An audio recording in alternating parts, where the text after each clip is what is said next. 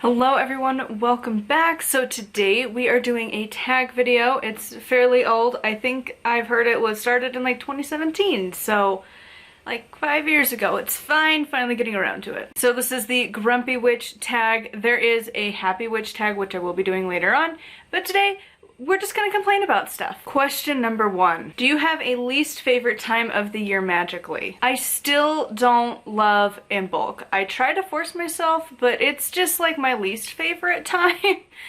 It's kind of a toss-up between Imbolc and Lughnasadh. Like those two, I'm just like, eh. Like, not the biggest fan. Conceptually, I love them. I love the idea of like cleansing your home, all that stuff, or like the beginning of a harvest time. But in reality, these have never been times of the year I'm particularly fond of celebrating.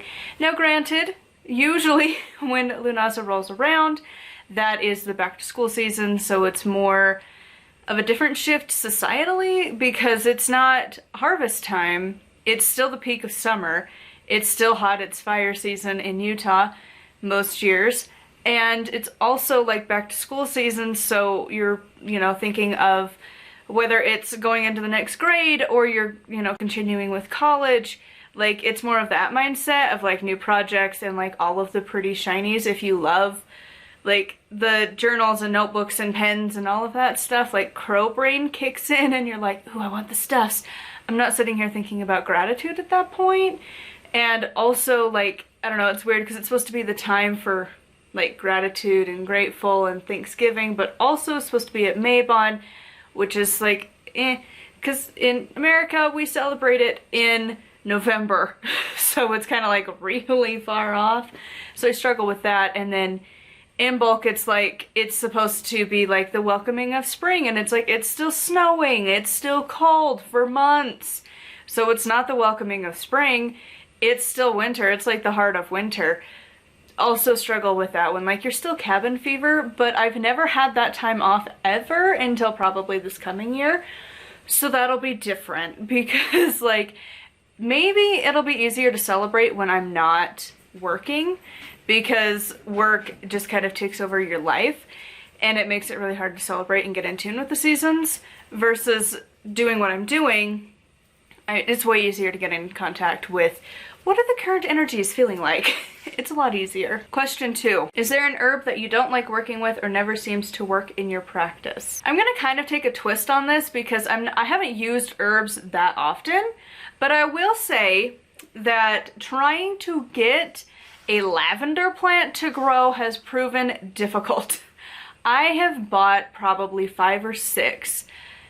Every time they die. Something about growing lavender at our house is just like, no. I don't know if it's our soil, because there's a strong possibility that it just says no, because we don't have great soil. When we do start our greenhouse, hopefully next year, like nothing can go in the ground because it's really not great soil. We've tried to grow things before, but then it's also like questionable to eat that stuff. Soil's probably not like the greatest. And like we have a huge like vole problem, so they eat it all the time. But yeah, lavender just never grows. Ever. It dies every year. But my rosemary is doing fine. We have other plants that work out just well, like my roses are doing fabulous. But my lavender dies every year. I would love to work with it, but I want to grow my own, because I do want to start doing that and just having few herbs but using them more versatilely. So I won't be like having a bunch to use, but still, if I could grow lavender, it would be great. It just doesn't want to grow for me. Number 3, is there a stone or crystal you don't like working with or never seems to add anything to your practice? I don't love selenite. It sheds everywhere. You touch it and it just crumbles. And it just, like, if it touches water, it disintegrates. It's just like not a convenient stone to use. A lot of people love them. I have a few pieces here and there, but like on a whole, they're just really not my favorite. When it's the polished, it's a little better because it doesn't shed as much, but like just raw selenite, it just goes everywhere, and I don't love that. Is there anything that bothers you about your deity or your practice? I don't know if I would say it bothers me, but like it's just one of those things where you're just like, huh. So I typically end up working with more of the darker deities, and I've noticed that certain ones, when you work with them, especially at the beginning, man, they come on strong, and it's a little bit of a whirlwind. Like, it's nice, but it also, I don't like change at all, so like having rapid amounts of change is just not my favorite. Like, I would also just love to have like a flowery, happy, chill, lovey goddess. Don't get that as an option. I have now 2 dark deities that are my goddesses, and I'm just like, oh, that's fine. I was looking for like Rhiannon or like an Aphrodite, like something a little bit more gentle, an Isis, Bridget type. No, that's not how that works. Have you ever done a meditation or astral work that did nothing for you? I've talked about this before. The first several times trying to get through Inner Temple of Witchcraft, those meditations and all of the exercises, I hated them with a burning passion. Felt like they were pointless. Felt like been there, done that, let's move on. It's only this round that I feel like I'm mature enough to actually go through them and handle it, and actually is clicking in the brain. For a long time, all of those, hated it. It was so boring. Didn't want to do it. Didn't want to be a part of any of it. So I'm gonna count that. Is there an element that just doesn't work for you? I struggle with using spirit because it's like, on the one hand, it feels too much like a cop-out of like, here is the diamond of everything, and it's all of the facets of the divine, and I don't love that concept. I've never liked it. I don't like the idea of it's all the one. I don't love that. When I refer to the universe, it's just a collective of like that whole group, all of that stuff. Don't think of it as a singular thing. But when I call on spirit, I struggle with that because it's like, am I calling on that kind of an energy? Like, it's not an element you really experience, and a lot of it could be summarized into the 4, and half the time it's 4, half the time it's 5. I struggle because it's like, yeah, I could totally see all of the things of like your inner spark, your soul, all of that is fire. So like, why do I need the 5th one? Struggle with it. Number 8, how do you get out of a witchy rut? So I was in just kind of a stagnant point in my practice where I would try to do stuff, but then inevitably I just wouldn't. And I just had to do the same thing I've done with all aspects of my life. When I start to slip into not doing things and being very resistant towards stuff that I know if I did it I would enjoy and would be happy I did the thing, I just have to force myself to do it on a regular basis and make it a routine. Again, it's that kind of like fake it till you make it attitude, because I wasn't doing witchcraft. I wasn't doing anything for a long time. I would maybe something once a month. And then I forced myself to go and start small. So I would do a gratitude practice first thing in the morning, and just throughout my day I would do a little bit of gratitude, because I noticed when I did gratitude, things would get better in my life and I would start to manifest better things. And I was like, okay, so I need to do gratitude, fine, whatever. And then it kind of spiraled into now I have about a 45-minute-ish 30 to 45 minute routine. Every day I sit down at the altar and I have a checklist of stuff I do every single day. I really don't like go far from those same things because again, it's a routine and it works for me. And now I have the time to sit and do that. So I don't have to try and squish it into 10 minutes before I go to work, which helps a lot because now I just work when I have the time, which is awesome. And so now I can take that extra time, do a little bit more journaling, more meditation, stuff like that. But that was how I did it. I just forced myself to take 5 minutes, then up it to 10, or have different tasks. Start with gratitude, then give an offering, then have some daily divine dialogue, continuing to build until inevitably I got a full practice going. Number 9, how do you deal with life getting in the way of your practice? That's part of the reason that I fell out of my routine of actually doing witchcraft for a long time. I struggled immensely working because it just does not work for my brain at all. I actively despise it with a burning passion. As somebody who is very not mentally stable, it's hard. It's really hard to have to constantly mask, to constantly put on this facade, a persona that isn't you, and the second you let a teensy bit of your actual like authentic self show through, people hate you. that's really hard and really exhausting, and also really can be not great for mental health.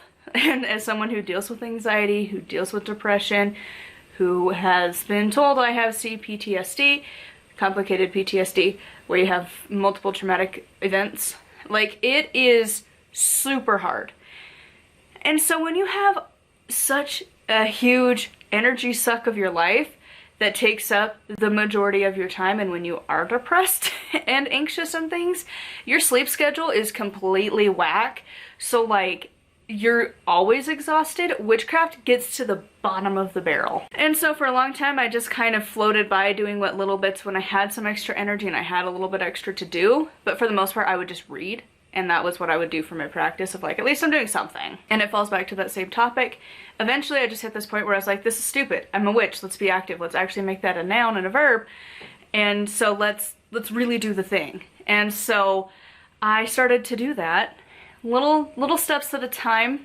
And now it's gotten to the point where a majority of the stuff I do every day has some teensy bit of witchcraft to it. Making my morning coffee, put your intentions.